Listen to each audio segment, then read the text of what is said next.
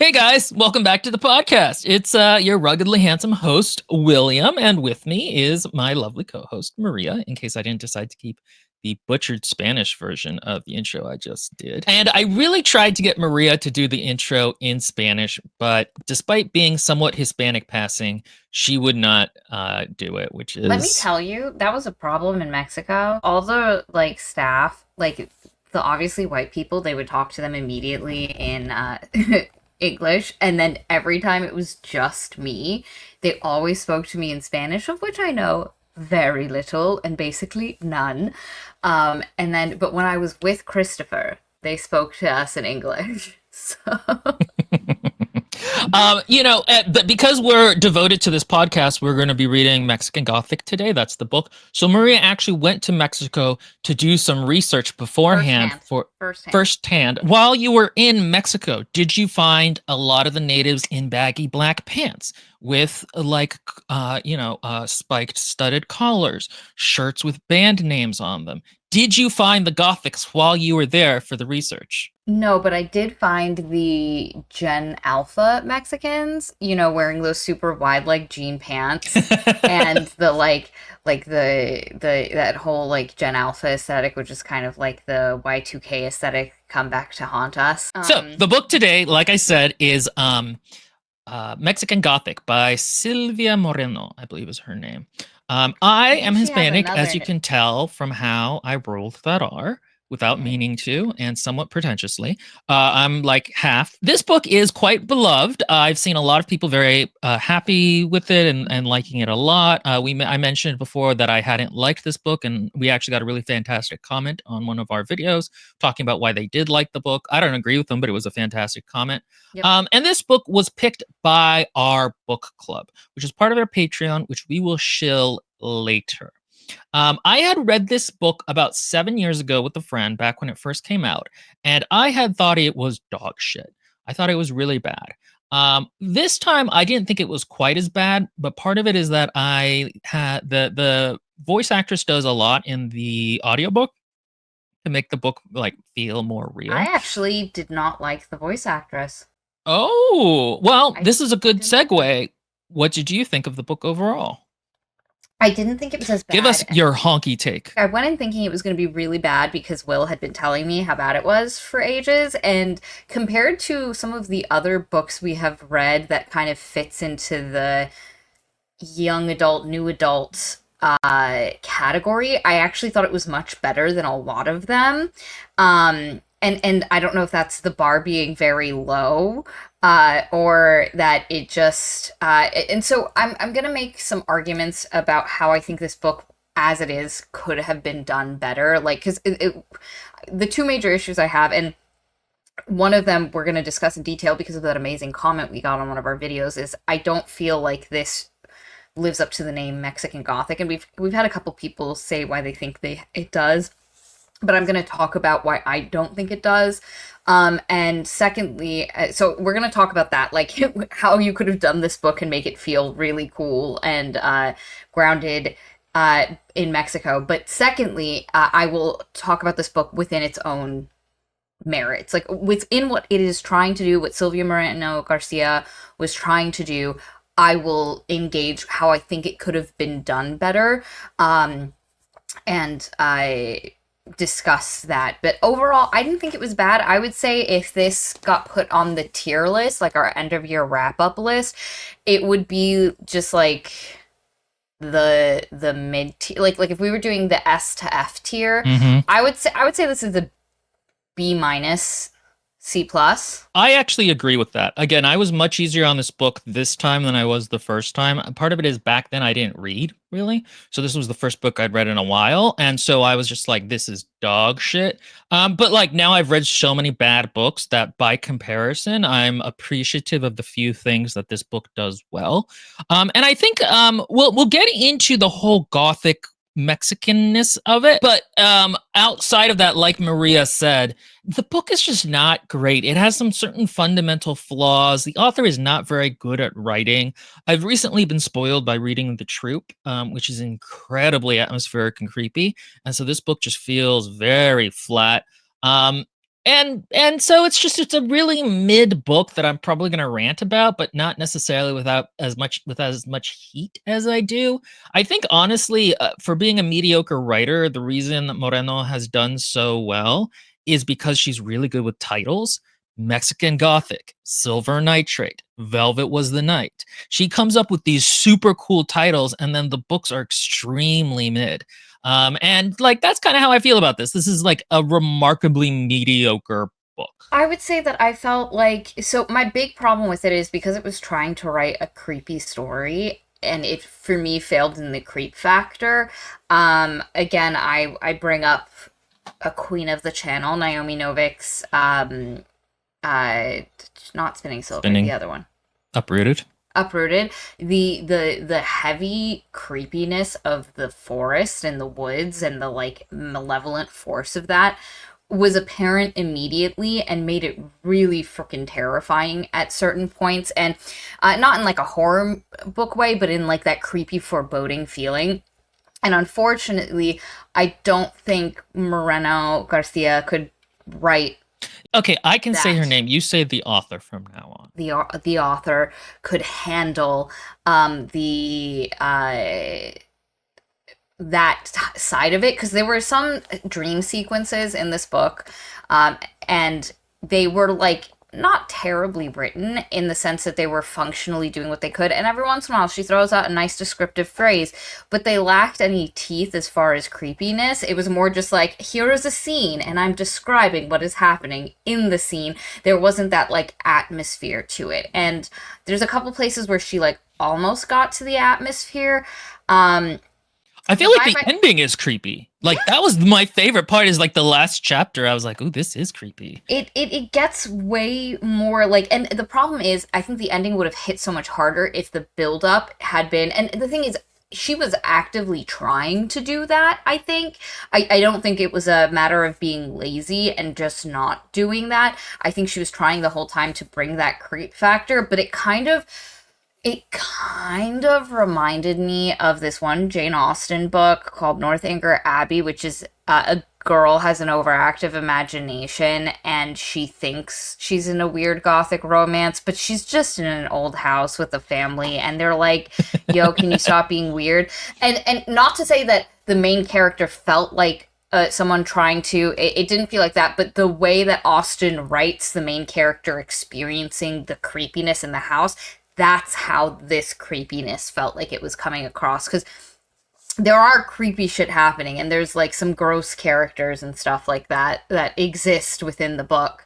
But it just, the way it was written was almost like it was poking fun at Gothic tropes and the scary house and the weird people and you can't talk.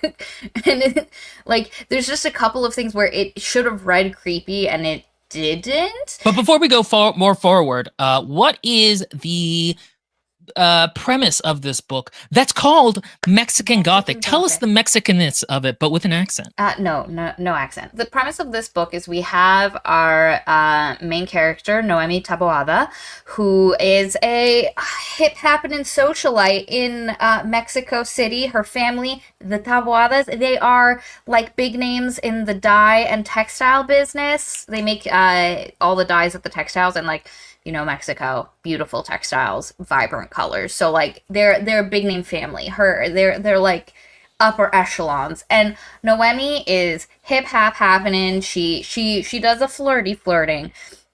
It's set in like I want to say like the 1910s, 1920s kind of vibe. Maybe not exactly. Maybe like the 40s, because a lot of her stuff is cinched at the waist with a flared skirt. Can you tell that Maria watches too many clothes channels? Okay, what's the actual premise though, Maria? Yes. Not just the clothes.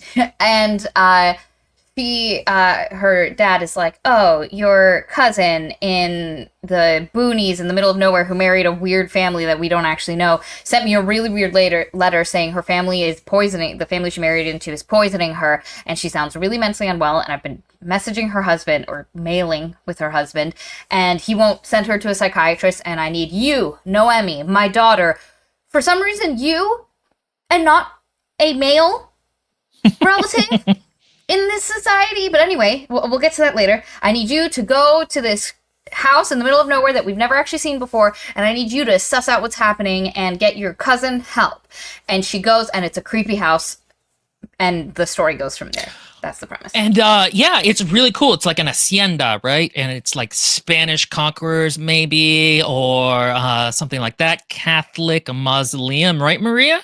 Yep, or having to do with like the perversion of the ideas. Like I would have really liked, because the surprise is it's Europeans that are causing the problem. Which, like, yes, those goddamn Europeans, they cause problems when they go places, and they fucking colonial.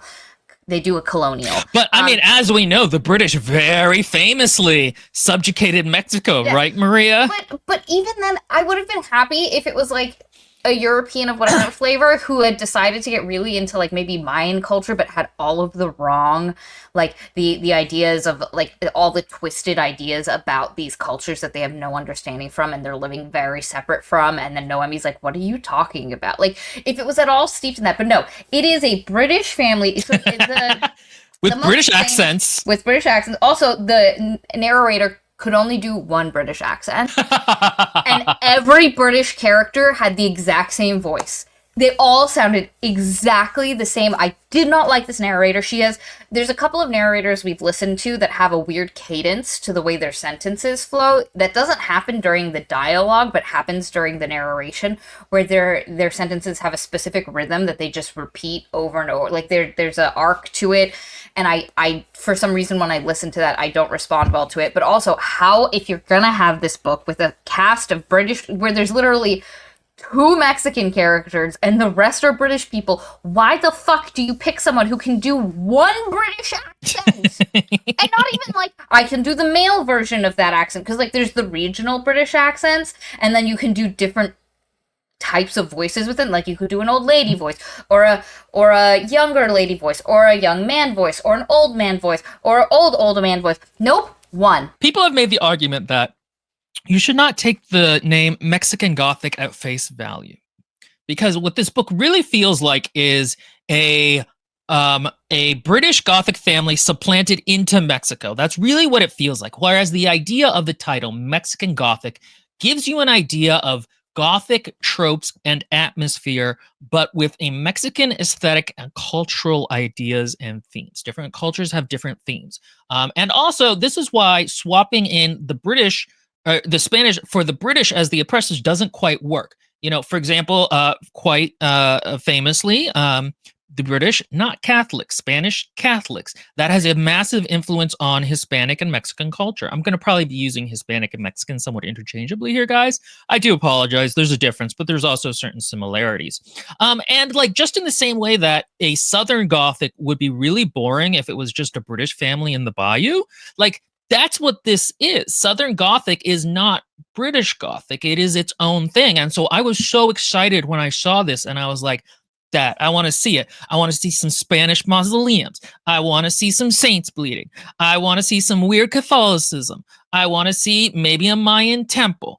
I want to see Day of the Dead, even though that's kind of overdone. But anything like that that kind of gave, and instead this is literally just a British family being supplanted. Now, there have been arguments made, especially that one beautiful comment that we will read at some point, that it is more about the act of coming to Mexico and trying to make it British and impose the European values onto the land and the people itself. And the reason I don't think that works, because the one comment we had is fantastic and brings up things that make it feel like the connection to the European colonization of Mexico. But the reason I don't think it works is because you could tell this exact story in any place that the British colonized. You could take it and put it in India. You could take it and you could put it in Africa. You could take it and you can put it... You can literally take this story and the basic premise would work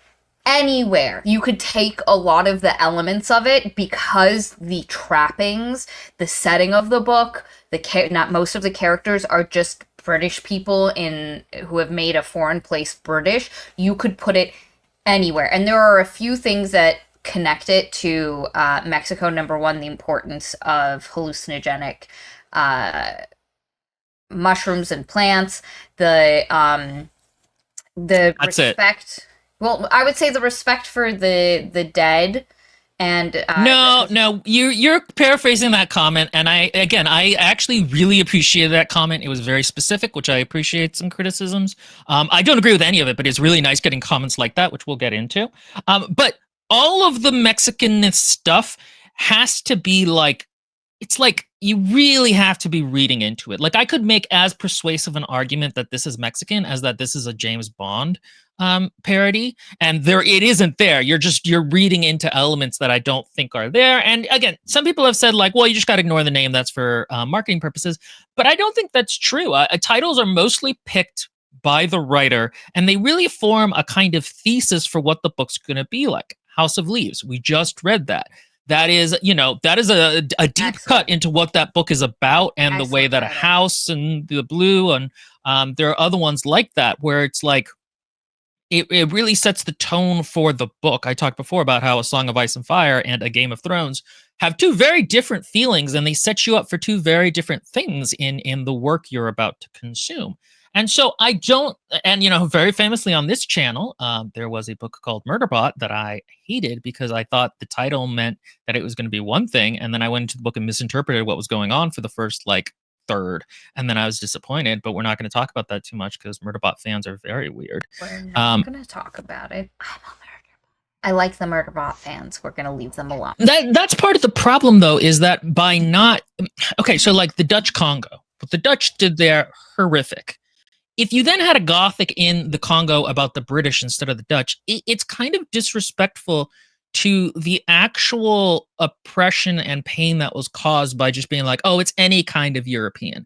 And especially, again, for Mexico, which is a very blended culture. There is a lot of Catholicism in Mexican culture. There is a lot of the Spanish, more so than even in a lot of the places the British went, because the Spanish intermarried so much where the British tended to do more of a let's settle and push everyone out kind of. Because your aesthetic is a British Gothic castle, like manor, you can put it anywhere and you can tell the same story. Like the aesthetics of the book are not, they don't feel grounded in Mexico. Every once in a while, the character goes into a like rundown old Mexican mining town, and that's like the most of anything you get that makes it feel like, and again, you could set it in any of the places I mentioned. The character could go from the nice British manor, go into a rundown mining town. They're kind of everywhere, and have a similar, and you would just change the aesthetics of it a little bit. And so that's why it feels a bit disconnected. And the way that the British and the Europeans felt about the indigenous and native Mexicans is how they felt about almost every place they went. It's not like this is a specific vibe they had there. And so I think you could tell the story pretty similarly, but just change the aesthetics of it and ground it a bit more in the place. You feel like you're transported by like a portal gun. Yeah, and I will say a lot of problems with the Mexicanness is just if the Doyles, which are the British family, were swapped for a conquistador Spanish royal family, that solves like 50% of the problems with the name. And then if she just did a little bit more thinking about how these concepts could connect to Mexican culture and Hispanic culture broadly, then like that could fix even more of the problems, because there are some very easy connections that are going to be made. So for like the example, the patriarch of the Doyle family is kind of talked about as a god a lot. And like that could have been a really interesting idea with, Catholicism and all of the things that could connect to, or even the Mayan gods who were, one of the stereotypes about the native gods in general is that like they were very like thirsting predatory gods, and that's why they had to feed them blood.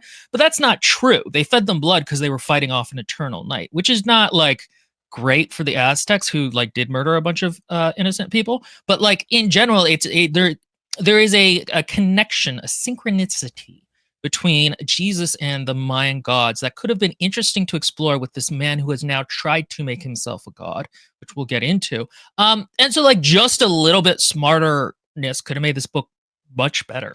Or just having the British family obsessed with Mayan culture, but in the way that so I just read a early archaeologists are. Yeah, in the way that early archaeologists are, and the way that there was so much misunderstanding about the culture, and like there have been portions of history where they were like, oh, the Mayans were super brutal warriors and just the sacrificing everywhere, and then there was an entire stage where they were like, they were just peaceful astronomers staring into the sky. They didn't do nothing. It had to be aliens, coming down and doing And they also stuff. died because of how docile they were compared to the European vigor. I actually agree. I think like an early archaeology kind of, this is very interesting, but I've come over here to be a nerd. And if it wasn't called Mexican Gothic, if it was called the Doyle Hacienda or something like that, I think that solves a lot of the problems. And just kind of connecting to that and that like that mysticism, because like one of the things that happened, especially with Mayan cities, is they kept getting rediscovered over and over. And like the first Europeans that popped in were like, oh yeah, these cities were built by these natives. Like they did that. They're obviously still living there. And then like 100 years later, they were like, oh my God, who could have built these giants? It couldn't possibly be the natives. The first Spanish to come through would see the city as it was thriving, and then they would bring malaria. The malaria would wipe everyone out. The jungle would eat the city, and everyone would be like, those first Spanish were kind of making shit up. Oh, this place has been abandoned forever. There's no way the natives could have built this. And so playing with those ideas because they literally were like, the Romans must have come. The Romans must have come and shown these people how to build this. They couldn't have done it themselves, and I would have loved to have even if we kept it a British family being like, oh yes, it was European, and just talking about this stuff and having a character like even a half Mayan, half Mexican character being like, excuse the fuck out of me. I think that's also one of the problems is the book is not really willing to deal with the inherent tensions in a lot of Mexican culture. South America and Central America, broadly speaking, are a blended culture, but that does not mean that they are a culture without distinctions and hierarchies. For example, very famously, there is the Casta paintings, which shows 32 different combinations of different races and what they look like, because the Spanish became kind of obsessed with it. Because they weren't like America, who could form a white cartel and be like, black people aren't in the cartel. This is our cartel. Actually, you can be in the cartel so long as you're not the black people. The Latin Americans started mixing too much, and they were like, oh shit, this is getting complicated, but we want to maintain our hierarchy. And especially in the 1950s, which is when I think this book is set, that would still very much be a thing. And that's one of my big complaints with Noemi Tabarrara. That is not her name. It's Taboada. Who I actually really like the idea for, and I think her dialogue is good at times, but she is shown as like a Mexican woman, whereas like she is an upper class Mexican woman who it's mentioned has dark skin, but that doesn't totally make sense for her place in society at the time. And unfortunately, this is something where I don't necessarily know a lot of the historical realism, but the feeling in the book doesn't feel like this is a real thing. And even if she was a mixed woman, that would be something where like she would probably have a pride in Mexicanness, which might link to certain native factors because that was done at a certain point to distinguish them from Spanish culture. But she might also be like, yeah, poor people, Mayans, they don't speak Spanish. Like that would also be an element. Like the fact that she is... That's a fascinating element to explore. Yeah, the fact that that Mexican is... generalized into one identity instead of a very complex one is one of the big problems with this book. And I mean, especially in Central America, like there are Mayans there who do not speak Spanish. They have always been Mayan. They still live where they lived ancestrally. That's something that like in a remote town might actually be a thing. So it's just, there's a lot of missed opportunity in that. And we're going to talk about that more as we get into the Doyle family. Because again, I think that could connect really interestingly with the history of Mexico and colonialism. And that's kind of one of the things about this book is that I get the sense that Silvia Moreno is like one of those young woke authors who's like, sexism, bad, colonialism, bad, Bechdel test, bad. And like all those things are true, but actually doesn't have a very nuanced or complex understanding of it past that. And so she can't really speak about it much more than like the British people who are usually cast as colonialists are the bad ones. Because there's also a point in this book where, like we said, she's going to try and save her sister, Naomi, cousin. And like, this is, I don't know how many of the books we've read written by a female author where there's supposed to be a close female friend who is an object or dies.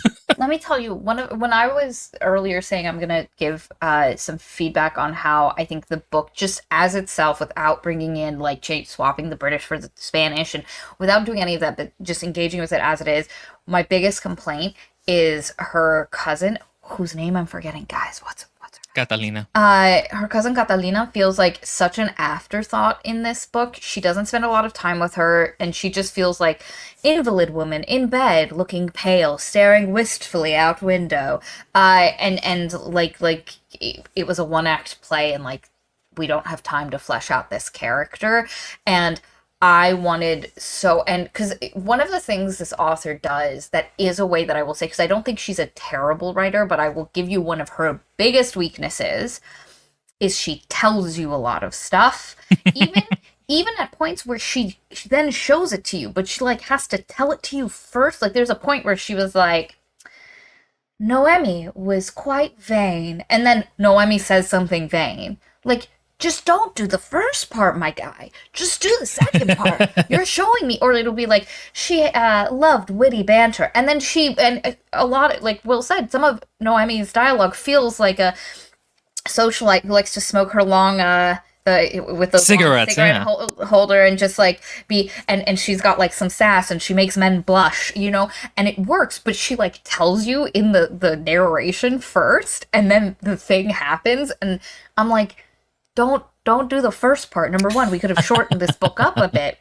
And number two, she does show you this stuff, but like the one place where she doesn't. So with Noemi, everything that she tells you about Noemi, she shows you about Noemi in some of her actions, as things that she does. She's real good about that. The problem is, it dies and ends with Catalina, bro. All we're told is stuff that Noemi tells us about Catalina, and we don't see any of it. You know, I don't love flashbacks, but I could have used a couple good flashback scenes, or just more time spent with Catalina in interesting ways. I would even have liked more scenes where Catalina was normal, talking normally, and then switched into crazy mode. You know, there was one scene like that was really interesting, but again, the author struggles a bit with the creep factor, so the scenes didn't hit as hard as they should. But like, more time spent with Catalina. I'm tired of, like Will said, of these relationships being built around women, but the secondary woman has no personality that we get to see. We're told Catalina has a personality, and that they're just like side characters, or just like background features the whole time. Yeah, I think it's either that women, that the demands of a plot often make the secondary character, whether it be written by a man or a woman, kind of difficult to spend time on, because books do have sort of a limited amount of time, and this book wants to spend a lot of time on its romance. And so like Catalina, I can't believe you made me pronounce it that way. Catalina gets pushed to the back. I could also be internalized patriarchy for women. I also just think it's like a lot of them just aren't super interested in women. Yeah. I think a lot of them are like, ooh, sexy goth boy. And the thing is, the book doesn't paint Francis as sexy goth boy. Like, I'm gonna make an argument. He's sad boy. So mean to Francis. So I'm gonna highlight some comments. Oop. Catalina is a plot device from Chris M. Absolutely. Firelight says she barely spends any time with her cousin. She mostly hangs out with her love interest. Firelight also says, yep, it's not the worst telling I've ever seen, but it's tiring. And then Nimorales says, there is a way to skillfully telling, but ironically, much like good editing, one doesn't notice it when it's done well. And it just, and then somebody, Firelight says, maybe she was trying to make it longer. That is one thing I'll say, is that the book does go by, like it's a slow book, but it isn't a super long book, which is, is nice after some of the books we've read. I felt it was mainly fine to get through. I could read it pretty easily. It wasn't like bashing. There's a meandering quality to it that's like, she doesn't quite know how to write stakes or what's supposed to happen next. But we should go into who Naomi is, who is introduced actually pretty well in the first chapter. Yes. Again, she is like a socialite in the roaring 1950s Mexico. She is introduced getting a cab with her boy toy of the week, who like they went to a party together, and you get a sense for her being very confident. And like she's like this boy is pretty, so she keeps him around, and he's pretty good with banter, but she's not gonna fall in love with him. Yeah, and eventually she'll replace him. You know, he's one in her long list of boys that she has got to court her. Yeah, exactly, on her sleeve to show off. Yes. And here's the thing: as people on this podcast know, and if you're new, I love myself a bitchy hot girl. Just I absolutely love it. And Naomi kind of Noemi. I don't know why I pronounce it the other way. Noemi falls into that archetype somewhat. And like I really like that. It's a different kind of character too, to write someone who like is a little bit shallow and is like a very self-possessed though, and knows what she's doing and is competent in these social circles. And I really liked that. And I thought the contrast with the remote Gothic setting was going to be really interesting. And it's not, spoiler alert. I also thought it was a really cool thing to do, especially to have a character that is more shallow, that is a bit more, focused on beauty and fashion and, socializing instead of what a lot of times we get is like the quiet, withdrawn book nerd. She reads and other people don't read. And Noemi felt a bit more like real, but in a way that wasn't like the book was like, see, we can have a shallow girl and she can also be smart and do things. And the one thing I will say is the book tries too hard to tell you that that's what it's doing. There's literally points where it was like, Noemi was really shallow, but, and she also did this, but, and so the book is trying to be a girl's girl kind of book, where we're not judging women for fashion or being basic or liking what other women do. And you can still do all of those things, but it's a bit heavy-handed. It ironically goes into it too much. Like Naomi would be a better character if she was more flawed and more somewhat vapid and shallow. That's one of the problems with this book is Naomi. I'm just gonna keep pronouncing it as Naomi. Sorry, guys. It's because you haven't seen the spelling. Yeah, probably. And so Noe. Yeah. No, I saw the spelling because I read this originally, but for whatever reason, my brain just keeps changing it to Naomi. Naomi is she doesn't have an arc in this book. She starts fine and ends pretty fine and doesn't learn anything and isn't really that bad a person. She's kind of a good person to begin with. And it's like, okay, but why are we here then? Yeah, like if anything, this book would have been better told from Francis's point of view, and I hate to say that. It's 1,000% true. Who's a character that went on a growth journey? Oh, the white guy. Like, I don't want it to be him, but he is a character that went on growth. I think, and also that's a more interesting, that's kind of a, we know what a Gothic story looks like, so, it's kind of interesting to see it from a different point of view. Like, what's Snow White from the Queen or the Huntsman's point of view? It's that kind of a thing as well. She's called back in a hurry to her father, and there's kind of a cool scene where her father, like we said, is telling her, like, hey, your cousin Catalina, she wrote this thing about seeing ghosts in her house. That's weird, but the family honors at stake. Poisoning her, so... Yeah, what's going on with that? And he's like, the family honor, we want to keep it hush hush. And Naomi's like, I have a piano recital coming up. I don't really want to do that. And he's like, okay, but I'll let you go to university if you do. And she's like, okay, bet, that's kind of cool. And so like, I thought this initial scene is very good. It sets up who she is. It sets up the stakes of the story, and it kind of gets her moving. She's also kind of not a super active character here, but she has like some agency and action. And again, I thought this was again, you start realizing that like the author is not great at like prose, but like this in terms of structurally, I thought was a very good scene. Yes, I agree. And the other thing that I thought it was going to set up is that while her and her cousin were close growing up, they've grown apart to the point where she isn't as invested, because she finally agrees to do it when her dad is like, I'll let you go to college, and like potentially to have a character who is so self-involved that she doesn't see this letter from her cousin and go, oh my god, she immediately needs help. Yes, of course I would go. Again, I will make the argument that it is dumb as fuck to send during this era a woman. Now, I think part of it is the Doyles requested that she came, that it was her, like if they were going to send someone. I think that was. I think there could have been more excuses made along the way. Like, okay, there isn't a family, there isn't really a male to send. You know, your uncle's a drunkard or something like that, Yeah. or Catalina specifically asked for Asked, you, yeah. or yeah, a little more massaging there could have been done to make it more Yeah, but even then, believable. even if Catalina, because I think it was Catalina who requested her, like, you don't send her alone to a family you've never met before outside of the wedding when your niece married into the family. You don't send your daughter, who you are very fond of, into that alone, where she's supposed to make medical decisions in a like. And Honestly, there should have been like an aunt who went with her as a chaperone, or not an aunt, but like a nurse or something. You know, like that kind of a character. but That like would have been fun. oh, like a nice matronly grumpy aunt who ends up being really helpful but dies.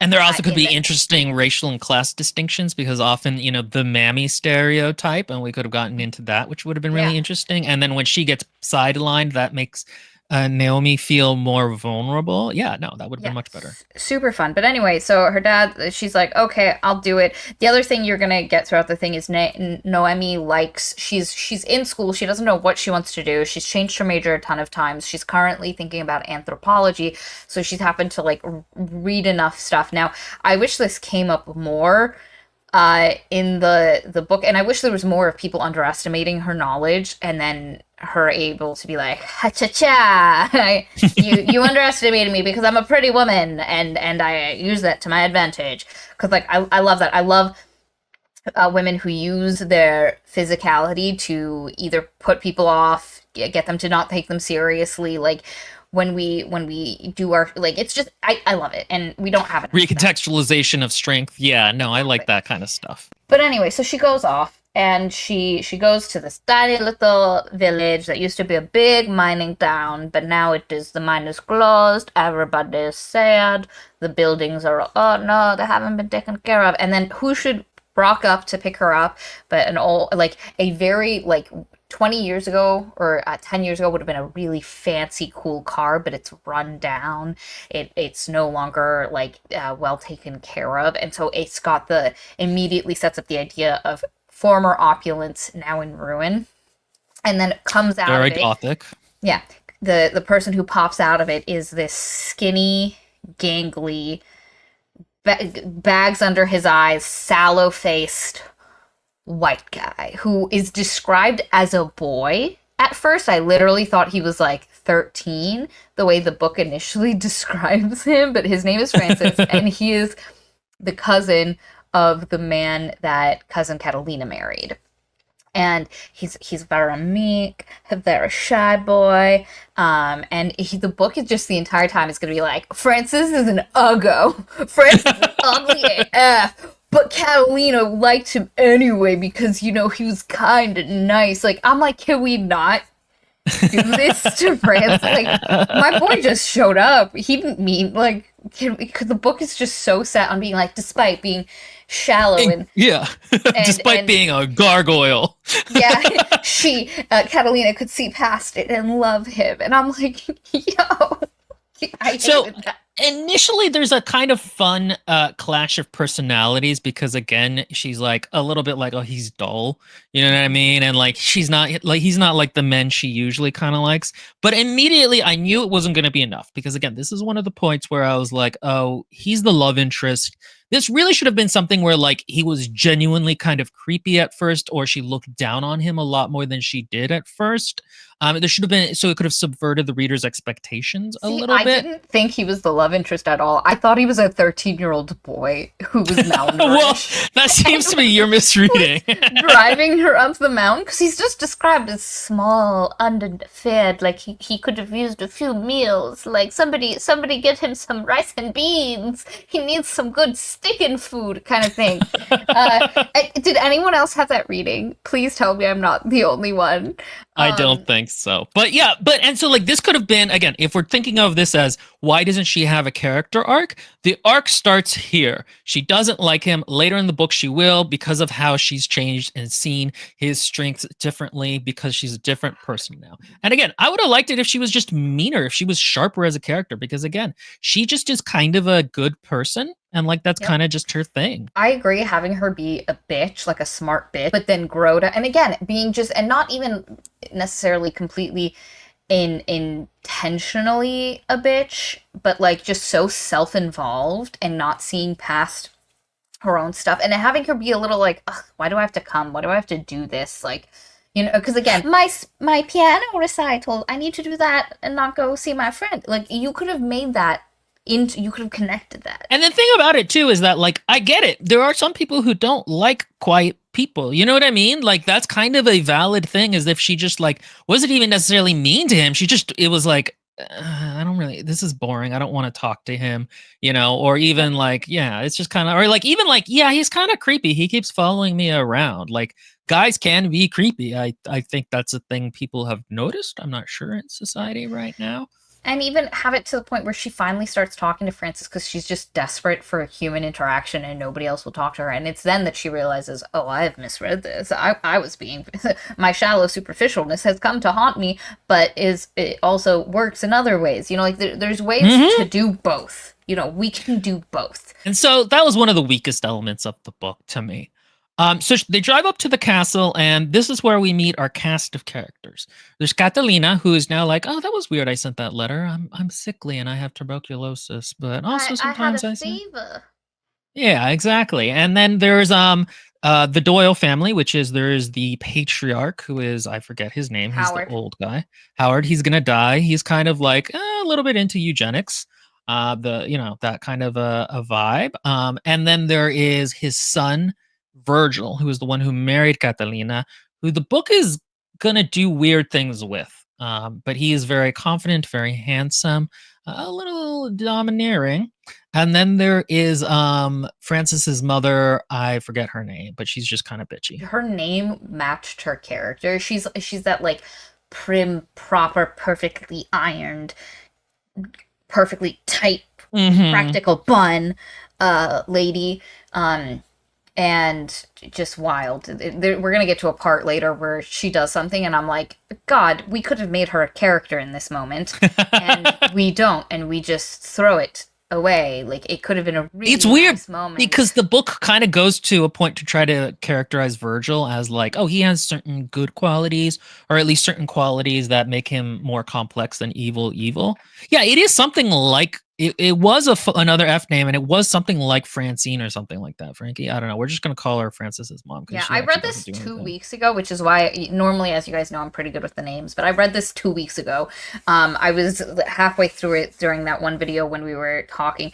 Flora, oh God, we're really, I can't, I think it was an F name, but I just cannot remember. It would be so funny considering the themes of the book if it was Flora. And then there's some servants who like don't respond to anyone and like are just real like and the basic thing of the house is, again, it's that rundown former opulence now in decay, and there are rules to the house. We don't talk at dinner. We don't talk a lot in general. Be quiet, shut up, don't say stuff. That's the major thing. No smoking, lukewarm baths for everyone. It's good for your health. Florence, that's her name. There we go. Florence. Thank you, Chris M. Coming in clutch. Looked it up for us. Shut up. And Florence, I think, is the person who greets her and is immediately like, these are the rules. If you're staying here, you have to follow the rules. And then they have dinner, and that's when she meets, because like she gets taken to her room and stuff. And then they have dinner, and that's when she meets Virgil and Howard. And because like at first she sits down and she's like, oh, let's talk at dinner. And they're like, no, we don't talk at dinner here. God forbid we have conversation. And then Howard and Virgil come down, and the book is going to the entire time just be like, look how hot Virgil is. Look how ugly Francis is. Virgil got all the good looks, and Francis is just the potato in the corner who's gotten moldy and has an, like, offshoot spindly thing. Like, it's just, God, Francis is done so dirty. Like, I don't know why we went that hard. But anyway, and during this dinner, Howard's like, oh, wow, Noemi, you're quite healthy. You're a buxom. You've got life. The flower of youth is there. The flower of youth, and also you look hardy. You look hardy as fuck, my girl. And she's like, and he's like, don't you think that perhaps by the mixing of the European and the natives here, we get something even better by taking the best features of both, and we get the Europeans, in the way he's talking about it, it's like the Europeans are frail and blah, blah, blah, but here you guys got life. You guys can withstand everything we put you through. And what if we combine it? And you're like, This is a place where Noemi should have sort of mixed feelings because she immediately gets defensive about it. And that makes sense. But again, she treats Mexican identity as if it's just like one unit, and it's not within Mexico. And it's a very sort of American view that Hispanic people are all like one thing, and that kind of becomes true to an extent in America because it does become homogenized somewhat, but even then, not entirely. And so, like, this is a moment where I could see her getting like defensive about like, oh no, the Mexicans are like, we're fine or whatever. You're being weird about this, but like also this should be a moment where he's like, oh, the Spanish blood in you has come out clearly in your mind, even if your skin is something of the nativeness. You represent the heartiness and the mind, like that. That should be a thing. This book does not make it a thing. And again, I'm going to make the argument they should just be a Spanish family. It's so weird that they're not. Also, that nobody there outside of Francis speaks Spanish, so they all have to talk in English the whole time, which is very convenient for the other. Well, and they also have British accents, and also Francis has a British accent. I think because of the twist, it would have been so much more interesting if the old man had an English accent that was like precise and perfect, and everybody else had a Spanish accent. And she's like, "That's weird." Or a watered down. Yeah, or watered down one. You know, that had some, like, and Francis had a bit more of a Spanish twinge to it, and you know, just anything like that. But no, they really, because like, there's not enough people to maintain that accent like that. No, and again, it would have been a nice little clue, like, oh, how does he have that accent? That doesn't make any sense. Or even if it was like vaguely Shakespearean, that would have been kind of funny as well, and been like, oh, yeah, and then that would have made sense later. No, none of that happens. So she gets to the house. She wants to see her cousin, and like we said, Catalina's like, oh, I'm fine. I had tuberculosis and I had a fever, but it's fine. I'm getting better now. But there's like this odd stuff, and there's a couple times where she's with Catalina where Catalina's like, yeah, things are fine. There are people in the walls and they're listening. And if you see that, and also it's in the graveyard. And you're like, okay, so Catalina's seeing something, because like a good Gothic novel is like, is she just insane or is there something going on? And the book very clearly early on is like, there's something going on. This isn't just Catalina. There's never a moment where you're like, perhaps this is just a normal family down on their luck. Because like that's, I think, a highlight of a good, like, making the reader second guess. But the entire time I was just sitting there being like, when are you going to show me the goods? Like, just what's the twist? Yes. What's the and the funny thing is, I guessed it almost exactly. I remember you saying something to me halfway through. I was like, have you guessed what the twist is? And I guessed, like, to a weirdly accurate standpoint. That to the point where I got to it and I was like, I was joking, but okay. That was too obvious. So one thing I do like is that Noemi is very kind of active here. She's very stamp her foot, like, no, we're going to go see another doctor. We're going to get a second opinion. This is how I feel.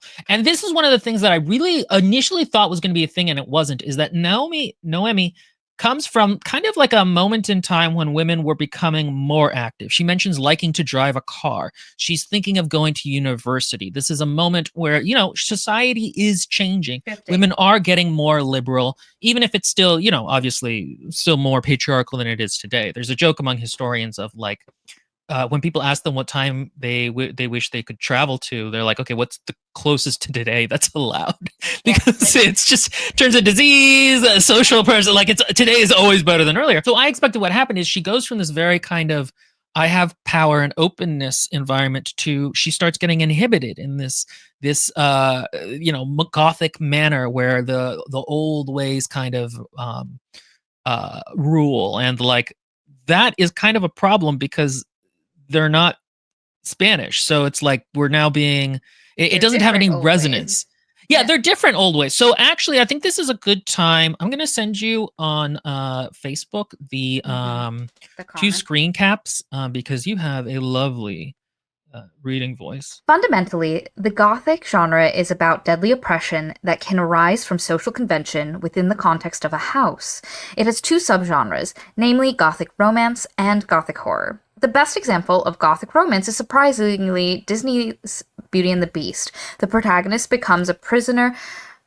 I'm gonna make this bigger again. The protagonist becomes a prisoner of the love interest's house, and consequently his rules. At the midpoint, the social apparatus surrounding their relationship is laid bare, and by the end, he willingly relinquishes the power he has over her so they can form a relationship as equals.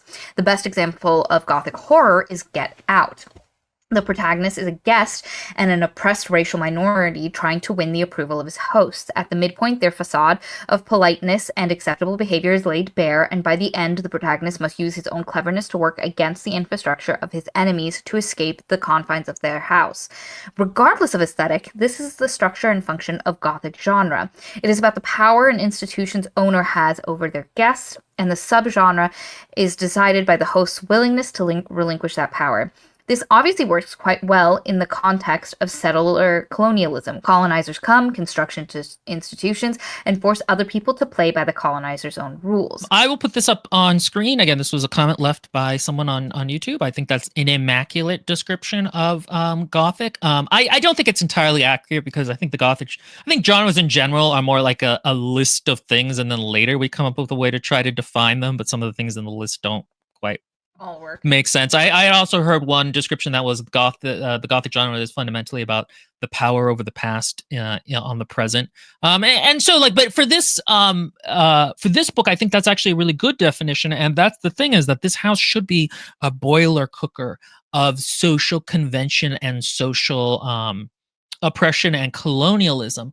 But the problem is that it is British colonialism and Moors and whatnot, and the other thing is that it doesn't tie in any way to Noemi's life before this, because we don't really know anything about her life. So at one point, for example, she mentions that she's not very religious and she went to a Catholic school. And the thing is, the book, again, the oldest Doyle is going to be called like a god, a self-made god at certain points. And that could have been fascinating if she had Catholic trauma. And because everyone who goes to a nun school with Catholics either ends up with Catholic trauma, and that either, makes them really slutty or they actually kind of mostly function okay. But anyway, so I would have loved it if she was very slutty, but that's not at this book. Again, I would have liked if connections had been made from her previous life to this life. Like, okay, the power that I have gotten in society through my looks and the way I play social institutions and people and being clever and banter aren't working here. Like this is a more stripped down version of patriarchy, where it's more upfront about its objectification of women, and then when I go back into the world, I'll have learned lessons that can change things there. But again, Noemi has no problems to begin with, so that can't happen. It also, the idea of Gothic horror, looking at Firelight mentions Gothic horror really likes looking back at the past, and unfortunately this book does not look at Mexico's past within the context of this book. It's looking at the Doyles' past. Mm-hmm. And as a British family, and like they've only been in Mexico like, what was it, like 100 years, maybe 70? Like they haven't been in Mexico. Like the problems and the Gothic horror of the horror of their book has also started elsewhere. Like it was originally in England, and then they just brought it here. So it's not even something that grew here. They came, they fucked with the land, and now they're part of this terrible system that is the juice of their former graping of the land, excuse me.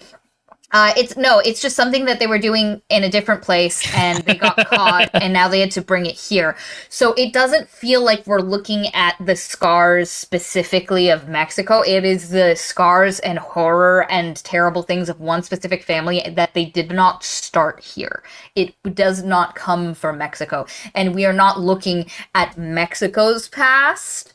We are looking and at social the Doyles. conventions. And social conventions, we're looking at theirs. I do want to read another part where this comment tries to address that. Frankly, in a Gothic work that sets out to examine either the institutions or the trauma of colonialism, the institution must be built for and exist for the benefit of the colonizers. In a Mexican setting, it is not important that they are ethnically Spanish. It is only important that they view POC as a resource by which they can extract wealth from their surroundings.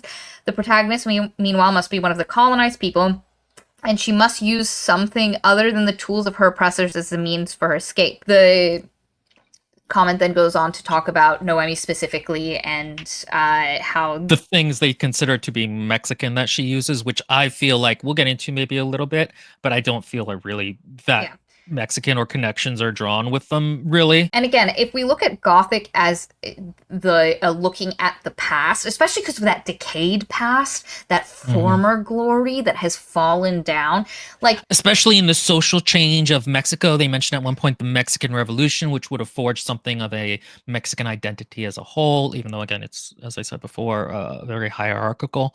And stepped. Yeah, no, you're totally right. It's the history and downfall of this specific white ass family. Like that's it. We're not looking at any of the scars specifically of Mexico, and it's like really fascinating.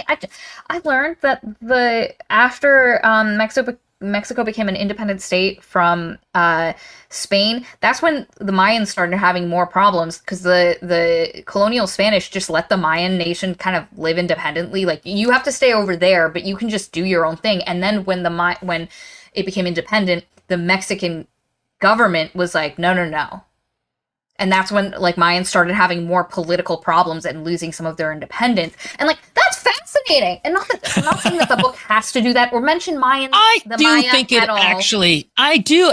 think it needs to engage with some kind of Mexicanness when it's named Mexican Gothic. It doesn't need to encompass all of Mexico or even all of Latin America, but like fucking something. There's a curandera, and she's not even fucking called a curandera. She has like a tonic, and it's like, okay, do you understand how fascinating it is, the synchronization between the Mayan, and not just specifically Mayan, but the native gods, and how people kept wanting to follow them, but they couldn't because Catholicism was here. So it's like, well, what if we kind of mix them together? What if we sacrifice a goat to Jesus? Those are kind of similar things, and that would have been very interesting to explore. So fascinating. But anyway, no, the book doesn't do that. Anyway, I guess we have to continue with the plot, maybe? Yes, but the thing is, so the problem here is that there actually isn't a lot of a plot. Basically, what will happen here is that Noemi will kind of keep getting into character conflicts with people in the house and slowly begin to unravel that there's something weird going on here. Oh, the town is really poor now, and a bunch of the miners died. And, like, it's also weird because... even the British miners died. There's a whole giant graveyard for them. And there was, like... a disease that ravaged only the people working up there and the family. Well, not really the family, but like there was an epidemic, but it only stayed in the mine. Like, what's that about? And then she finds out that one of the family members murdered half the family. Like, there was it Grace? Or... Yeah, Ruth. Ruth is a badass. I liked Ruth. Ruth is a badass. I wanted more Ruth. Like, God, there's two things. So I need to talk about some of the hallucinations / weird dreams that Noemi has. There's this one where there's this like golden woman whose head is just kind of a ray of light, and it can, despite not having a visible mouth, there are points where you feel like it has opened its mouth, and like that person shows up a couple times. There is a scene where there's another person, like every time Noemi is having one of these dreams, there's a voice in her ear saying, open your eyes, like, and when she does, she's able to snap out of it. there's a point where like the house is like living flesh that she is inside and stuff that's happening, and she's learning, you're getting bits of the mystery as each of these things happen. And unfortunately they work too much as a let me give you bits of the plot, like let me give you a little taste of the plot instead of creepy things that are building tension. It's just kind of like little snacks of the twist. I'm going to talk about this a little bit because it's not gothic, but it is horror. But The Troop by Nick Cutter, that video hasn't come out yet, but I read that with two of my other lovely co-hosts, Katie and Lindbergh. That book is oh, it's so fantastic and disturbing and creepy. And he is able to build an atmosphere so much more effectively than this book. I'm not saying that there needed to be intestinal parasites in this book, but just the way he writes creates the atmosphere. His at one point he describes the moon as a pale bone hook, the crescent moon, and like there are moments where his prose are very evocative. The way he writes people is very sort of a little bit distant, but it makes them feel real. He uses a lot of body horror in his descriptions. Like he describes a homeless man at one point as his face was blackened like a overripe banana. And like there's a lot of that imagery that immediately draws you into like your brain starts, because the thing is your brain is actually very smart. Once it begins to hear a certain thing, it starts to think in that way. It gets into that mode and it will create it before you. Like it lays down the tracks essentially. It becomes a world that's hopeless and ugly and creepy. And this book doesn't do that enough. There just isn't enough imagery. It doesn't really, and the other thing is it doesn't affect Noemi. Me and Maria at one point read a Warhammer book. We read the first of the Inquisitor books. But anyway, there's some really cool descriptions of like horrible chaos shit there. And like the main character is so unbothered by it all that it doesn't become at all interesting. I mean, basic literary theory is that you identify with the character, your mirror neurons begin to think you're them. And so when they have a reaction, you start to have that reaction. Yeah. Noemi is fine. Again, she should be getting more like, not like less okay. And unraveled and affected, and instead she like wakes up from one of those dreams and she's like, that's weird, let me put on my perfectly coordinated outfit. You know, and not even, because like there's two ways to go with, if you're going to use fashion as a notation of mental, like where the character is mentally within this, and you can have one of two ways. One where like as these dreams and horrible things she's seeing begin to affect her, her fashion, her precise presentation falls apart a little bit, or she goes extreme where she's wearing entirely way too fancy, way too intense, way too like, and just like overly dressed all the time. I would have liked if the family had kind of started to take away her clothes as she does things they don't like. And so she starts feeling like she's like in an ugly, like because she uses her clothes to express herself and draw power from a little bit. It would have been an interesting thing of like she starts feeling grungy and not herself as her clothing becomes limited and more like sack-like. Yeah, especially if she is this shallow character, and learning and having that stripped, and not even shallow, but a person who loves fashion and likes presenting themselves in a specific way. I don't think you are shallow if you do that. I am very much like that. If I don't feel like I look good, I don't feel good. I have to be like, damn, that's a hot bitch for me to like want to leave the house in the morning. And again, she is someone who kind of explicitly draws power from that kind of presentation of herself. Yep. And not being able to have that, I think, would have been kind of an interesting element, but the book doesn't play with it. Also something you can throw into the story as is without, making it a Spanish family, but just it would make the story a little bit more impactful. Will mentioned that Noemi gets a doctor from the village to come in and look at her and look at her cousin, and the doctor's like, ooh, that lady needs a psychologist or a psychiatrist, because she was talking about people in the walls and nobody will do anything. And then Catalina also had asked Noemi to get a tincture from a lady in the village, the curandera, and not that the book calls her that. And Noemi goes in, gets the tincture, and it ends up, once she finally gives it to Catalina, it ends up making Catalina go into, because she takes too much of it, and the curandera had made it like extra strength. And she has like this intense seizure, and then the family's like, oh my god, you gave this to her, you nearly killed your cousin, how dare you do that? And Virgil's like real mean and like, how dare you, like, my wife, blah blah blah, you have fought the family. And she's like, "Oh no, what did I do? I thought it was just a normal thing." And then she ends up talking to the doctor, and the doctor's like, "Yeah, that's not an opium tincture. Like, where the fuck would that lady with her chickens get opium? Like, what are that you talking about?" Okay, so let's talk about Catalina. I hate how you're making me do that. I'm Catalina. doing Oh, you anything. are. You are. You're albanizing me. That okay. So Catalina. She's a missed opportunity because it's initially mentioned that she was kind of more of like the mother when they were young and children. And I really wanted there to be, and I expect there to be more complexity to their relationship of like, we were one way when we were children and now we are one way as adults. There's a role reversal. Maybe Catalina feels like betrayed by the fact that Noemi hasn't gone and seen her up until this point. Maybe Noemi feels a little bit embarrassed that she's kind of more of a stay-at-home mom, so to speak, where she's trying to live in this new social World. world. Maybe she kind of feels like Catalina just isn't that cool. Like there could have been, again, if Noemi has flaws that the book has her grow through, then there's a lot of interesting things you can do there. And like we're always just so fascinated by family relationships and the ways they can be close and difficult at the same time.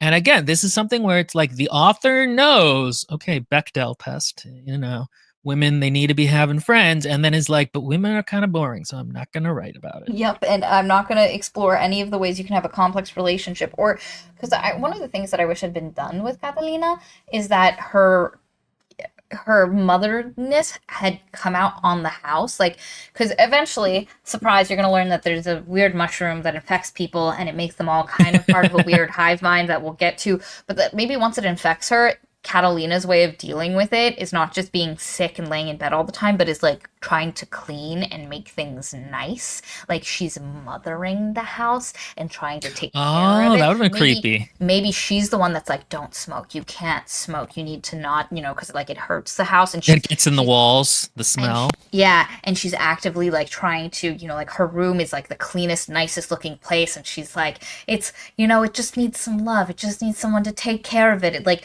the woman who's like, I can fix him. I can fix him. I swear. Like, and at least that would have given Catalina some agency, like especially if it gets to the point where eventually they have a confrontation, and she's like, "Why are you just doing this?" And Catalina's like, "I can't leave.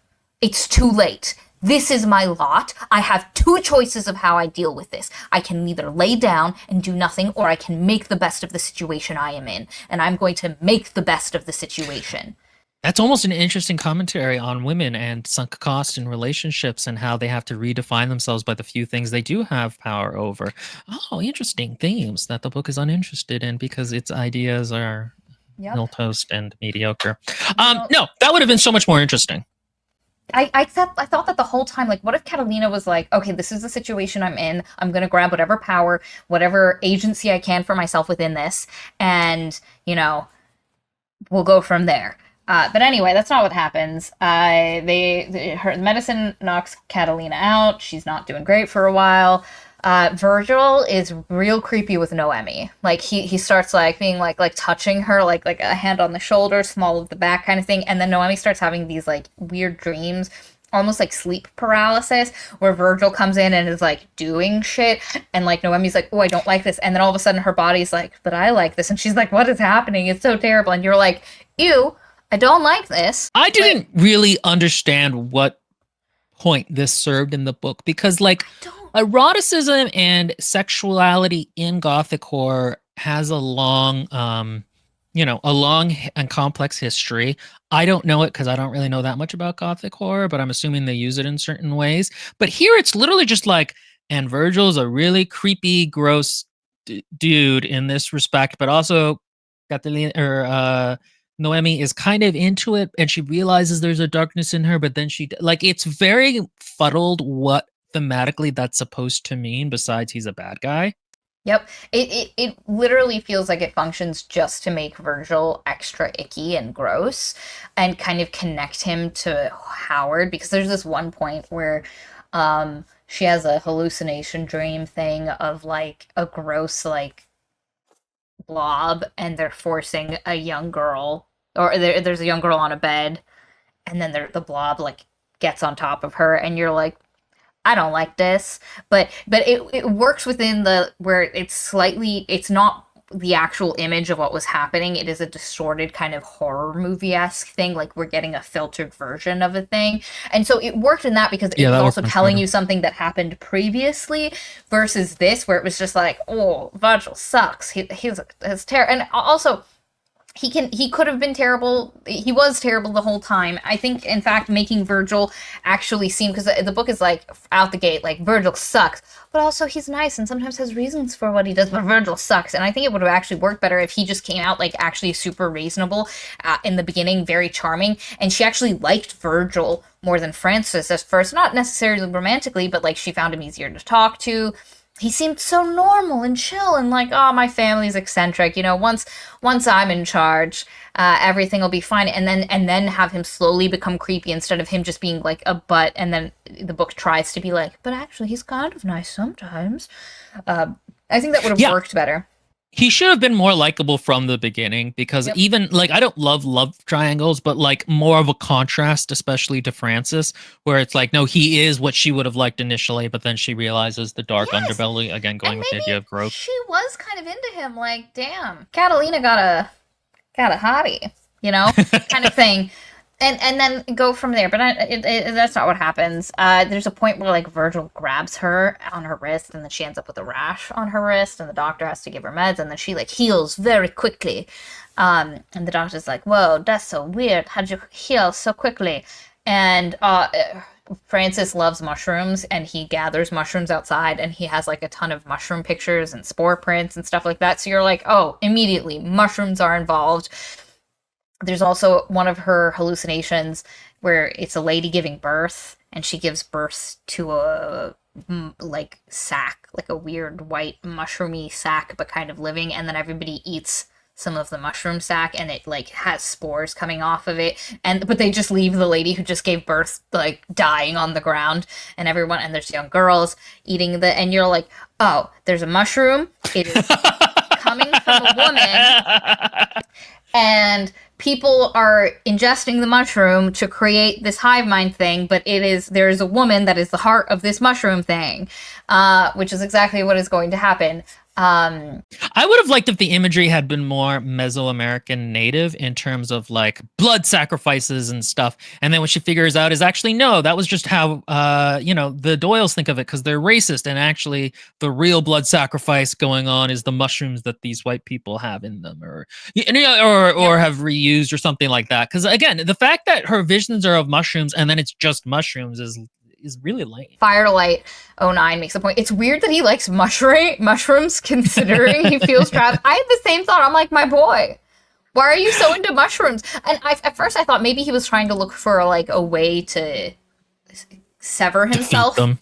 Well, no, to to stop it so he could be free, and that didn't happen because, like I said, Francis is really into mushrooms. There's a point in a graveyard where Noemi's like, did I see something? Did I not see something? Wow, I don't know. Maybe it was just Francis. Maybe it was something else. The other thing about Francis is that there's going to be a lot of scenes of Francis and Noemi kind of hanging out and doing stuff, and her slowly beginning to like him. But again, it doesn't really feel very earned, because she kind of liked him from the beginning. And so it's not like, oh, I've now, it just feels very kind of milquetoast. And the thing about it is that one of the things that description of Gothic talked about is the difference between a Gothic romance and a Gothic horror is that in romance, the lead moves on, while in a horror, he doesn't. Right. And so that's what makes this kind of more of a Gothic romance, is that the lead, he gives up his family or his past or whatever. But the problem is that their romance has like no toxicity or darkness to it. And so it feels very like, okay, this kind of happened and it's cute. Francis and the problem never is that had the power. Yeah, exactly. Like he's never really, he's kind of just hanging around, not doing much. And like with his family, he never really does anything to her. It's not like he was the one in the dreams or something like that. He's the goodest boy, as Maria says. And like the problem is that their scenes are kind of, again, I don't really ship them that much. And I would like to say, I appreciate so much that he's not a dickish Rysand type. I appreciate that so much, that he's not that archetype, which we've read too many times. He's very unproblematic, almost too much unproblematic. And the thing is, again, their scenes are kind of cute. And that takes away from the atmosphere of this Gothic horror. Like the horror part of the Gothic is like, oh, they're just kind of teenagers hanging out, being cute. And it's like, well, that's not scary. It's one of the things I had. So when I was young, I loved Beauty and the Beast, mainly because of how creepy and scary the first part is, and then a little bit at the end. Like there was especially that dun dun dun dun dun like music and the like the castle and everything. I was like, oh, like I love it. Young baby Maria was in, and then there's the part where it's like he's almost sweet, and so, and I'm like, I'm less interested in this middle bit where the like that stuff is like scare me, motherfucker, please. And then though there is the part at the end with the gargoyles on the roof. That part's so cool looking. Similarly, I loved the Hunchback of Notre Dame because the aesthetics, like Hellfire. but also like the bells of Notre. It's just dramatic and creepy, and the visuals, like the atmosphere, are great. Again, why do we have the three dumb talking gargoyles? And I'm losing to a bird. Yeah, exactly. Like that shit. Just like I was like, Disney, can we just stick to this aesthetic, please? And so this had that for me, where I was like, you've got the thing, but then we're like, oh, let's go get mushrooms with Francis, or have it where we make Francis blush, and we're like, oh, I kind of liked making Francis blush. The thing is, and so I talked about this in another book with Katie called House. It was another kind of Gothic-y book, but not really. That wasn't very good, called House of Salt and Sorrow. And at about the 2/3 point, the male love interest, there's a twist that he isn't real. He's been in her mind this whole time. And I loved that as a twist, because suddenly this safe element that you as the reader have, because you have been having this safe element when they're being cutesy together, is gone. And so you feel the character's lost, because you have also lost something in the reading experience. And then it ends up that he's not there. He was there. She was being tricked, which is incredibly lame. But like something similar could have so been. Shitty. It is. It's so dumb, because it was so destabilizing as a reader. You're like, oh my god, what? Oh, that's weird. I'm feeling something as a reader. And then, but that could have, something like that could have been done here, where it was like she realizes Francis was not a good guy this whole time, or he was just being made up by the mushrooms, or you could destabilize that later in the book. But that doesn't happen. He's just good as boy the whole time. Or I think one way to do it within the story is that he was actively at multiple points possessed by Howard. You know, so having so that could be cool. He actually was like a milquetoast normal guy, but that a lot of the moments that she had in her mind is like, and so like at the end of it being like, I thought I was in love with Francis, but I actually don't know who he is, and I now am married to him, and I need to figure out what is happening. You know, like. That kind of thing could have worked. It's a bit of a missed opportunity, and Francis, like Will said, is just a bit too uncomplicated. For it to be a Gothic romance, it functions more just like a night cute romance that, if in a different, I think it's fundamentally at odds with the tone of what a Gothic romance or a Gothic horror is trying to do. Yeah, Virgil is a Gothic romance. Protagonist who at the end has to, despite having all this power and being so close to breaking his father's grasp of the family, and then chooses to, despite being super complicated and doing not great stuff earlier, and then choosing to forsake it for Catalina, or if we're going to ship him with Noemi.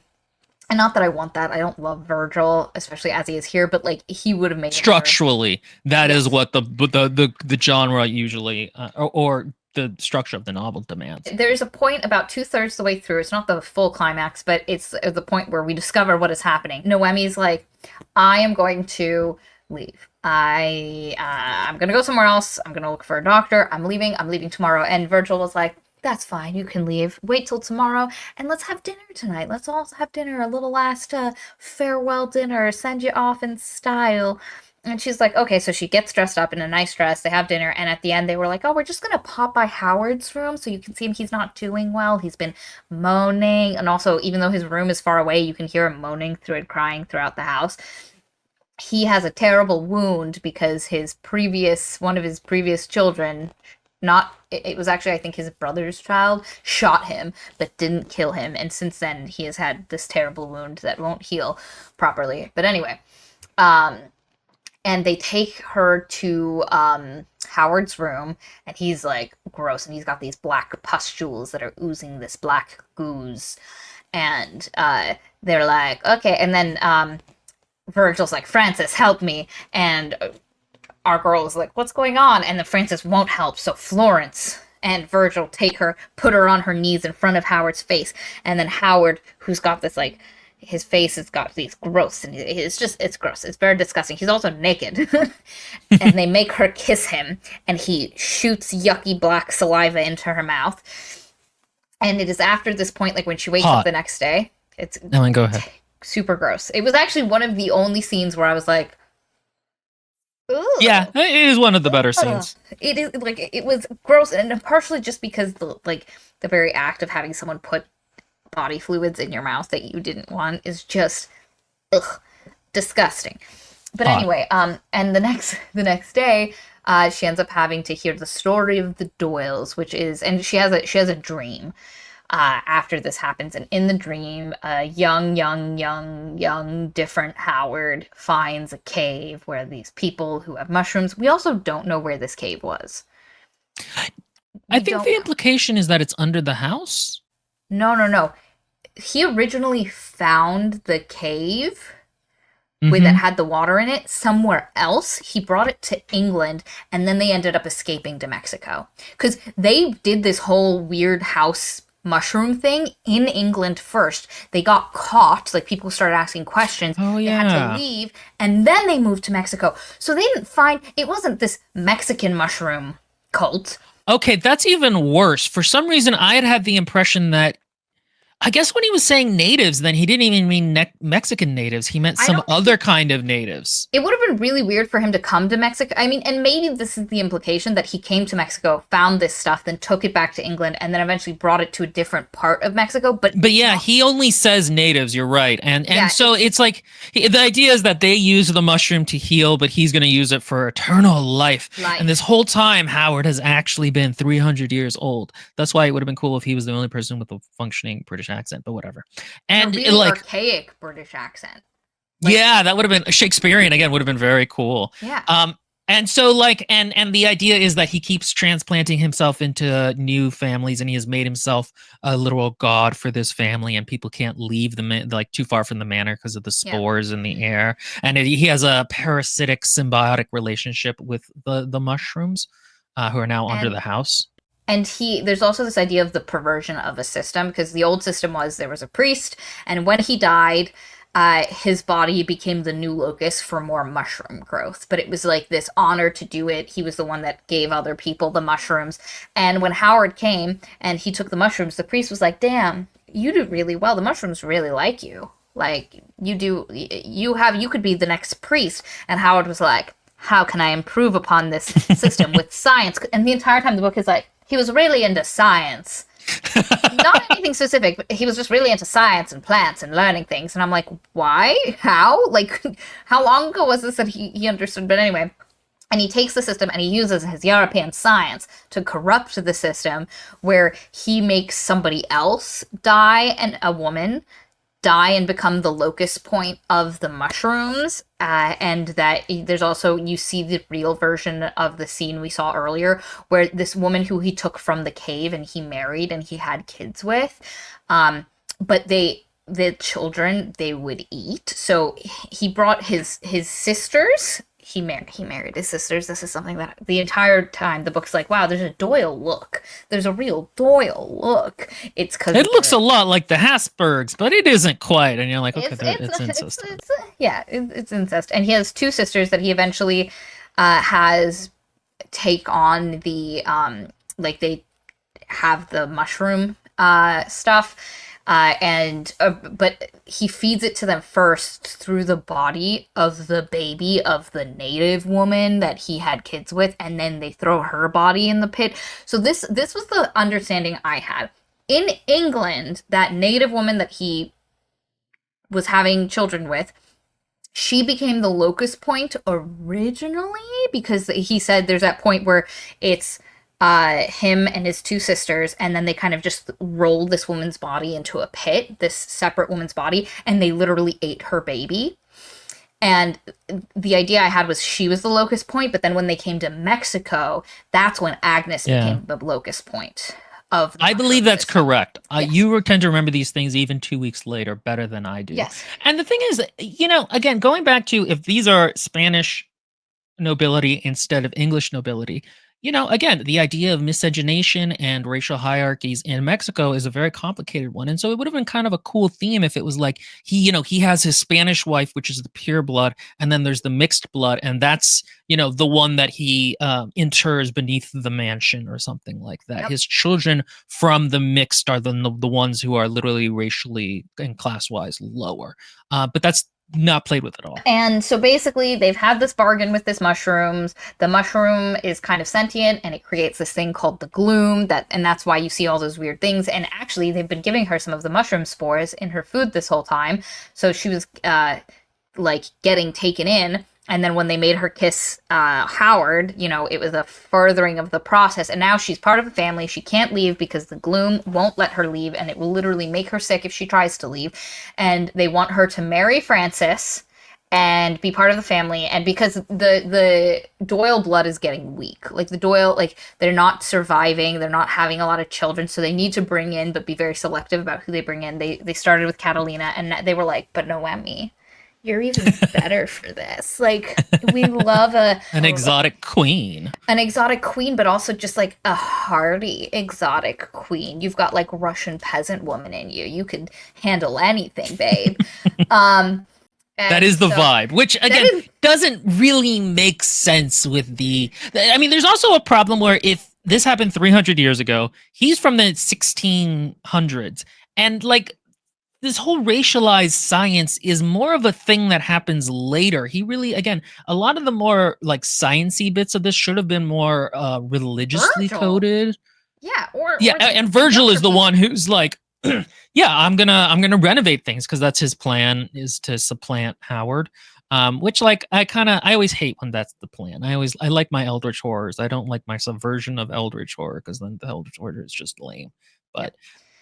But it doesn't really make sense that they would be like, oh, we're gonna, after 300 years, we're gonna sully the bloodline. That doesn't really make sense, even with his discussions. That can't be his attitude if he's done this the whole time.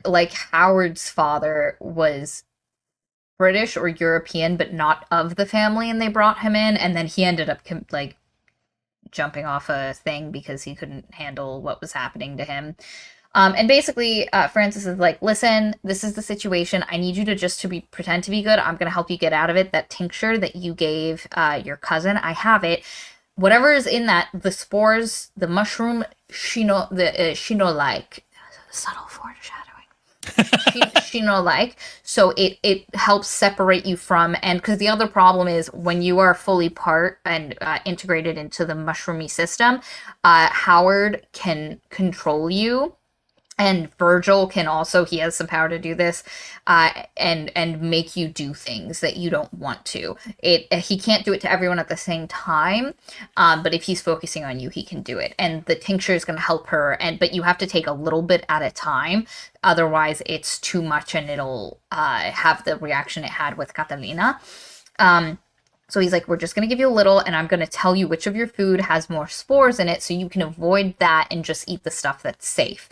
And so they start doing that. Also, pretend that you're now going along with the plan, and that Noemi immediately does not do this and keeps being like a sassy, wise-ass, feisty girl. And again, this is one of the reasons it's not creepy, is because she is not creeped out by this. She at no point is even slightly more inhibited than she would be normally. And so, that's one of the places where the book just fails really badly. Angry Otter has a question. Does it explain why the men have the power to control these people, or is it just patriarchy bad? It's just that's who Howard taught how to I think the implication is that Howard is in power, and because he is in power, he, perpetuates that patriarchy and is... Yeah. And again, I think there's something really interesting with this idea of this little house that has become a temple to this living god who has tried to make himself a god. And Even ideas of Catholicism, of Jesus being someone who sacrificed his humanity for humanity, that could be an interesting kind of parallel to this man who won't die, who won't sacrifice himself so his children can Yep. live. It could have been like, even there could have been, Noemi feels a lot of like original sin guilt, and that's what Howard is trying to impose on people. And by the end, she's like, fuck that shit. I am cool on my own. Yep. Those nuns were wrong. I can be slutty, like that kind of stuff. Again, there's a ton of themes here, even the idea of the mushrooms. One of the things that my other lovely co-host Limburg has mentioned a couple times about Nick Cutter's horror in The Troop and in The Queen, is that a lot his horror is kind of like, wouldn't it be awful that if the things nature did happen to people? Like, yeah, if you're an ant, having an ant queen and being a mindless drone is cool, but like if that's applied to a human, that's horrific. These animal nature ideas, and that's kind of the whole point of The Troop. And so like that is actually a really cool thing to think, is that like the way the spores work is fine, but when you enslave people to that system, it's horrific. Or you Yep. can say something about the nature of humanity versus the nature of the natural world, and that's not done. And the thing is, it's set up there because, like I said, the priest of the previous mushroom cult was like, when I die, I sacrifice my body becomes Oh the yeah. locus, and it's a thing. And Howard's like, no, no, no, you don't ever have to die. You can be in charge the whole time, baby. But we're gonna have somebody else die, and we're gonna make it a woman, even though it doesn't have to be. But also, we like eating babies that have the spores in it, even though there's like a ton of ways to get the spore in. I don't understand. Let me just make this point. I don't understand why we're eating babies. I don't understand why we're eating babies, because it makes zero sense, given that you can get the spores from the air. You can just breathe it in. You can get it from the weird stuff. You could eat the mushroomies. Like there's no reason that we're like, Well, a woman Bananamas makes the point that they could even have consuming the spores of the mushrooms an obvious stand-in for the Eucharist. That would have been interesting. That's a reason to eat your babies, because your children are not eating your blood and bone as they do during the Eucharist. You are eating them as communion. Yep. Or Interesting. even just have like the spores, her realizing that she'd been eating mushrooms throughout this entire trip, and then at the end realizing it was mushrooms cut from Agnes's body. Yeah, that would have been cool. Super cool. And that her wine had been tinged with some of the blood from Howard, like his weird black blood. Like, There's a lot of very cool stuff there. The whole and they even could have done, especially if we are going to stick with the Catholicism thing, have the Father, Son, and Holy Spirit, and have like the Agnes be the Holy Spirit, like, and have the pieces and how this is a necessary. Oh, you're right. And if any point we cut any of it away, and that's why I think actually having Virgil be the love interest as the son of the triangle, and then him being the one to break it, or Noemi breaking it and just killing all of them, like, would have been a really interesting thing. Nope. But nope, that's not there. So basically they plan an escape. Virgil finds out about it. Noemi and Francis are supposed to get married. She marries Francis. After the marriage, she's getting ready for her wedding night. And Virgil comes in and is like, I know you want me, and I'm also eviler than you expected, and I'm taking over. And he basically goes to assault Noemi, and she like smacks him over the head and rushes off. And then Francis is like, oh, they found us out, we have to leave now. So they grab Catalina, who's like super catatonic because she hasn't been they stopped her taking the tincture as well, because Francis and Noemi were giving her the tincture secretly so they could get her out as well. And Noemi was like, you have to come with us. And Francis is like, no, the house won't let me leave. Da da da. And she's like, I don't care. You're gonna come with us. And Howard is dying. So what's about to happen is Howard's going to die, and he needs to go into the body of one of his relatives. And so that's how he has survived this whole time. It is not one body that has been maintained. As he dies, there's like a transfer process, and Noemi had made the assumption the entire time that he was going to go into Virgil's body, only to be like, surprise, bitch, no, he likes his son. He's going into Francis's body. You're now going to be married to Howard.